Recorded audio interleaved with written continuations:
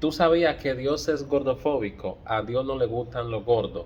Eso me dijo un compañero en el gimnasio. Y yo le dije, tú estás quedando loco. ¿En qué tú te basas para tú decir que Dios es gordofóbico? ¿Dónde tú sacaste esa aberración, mi hermano? ¿Dónde? Él procedió a explicarme uno de los 7 pecados capitales, que es la gula y que está en la Biblia, que es el deseo desenfrenado de comer o comer en exceso sin necesidad alguna, que es pecado.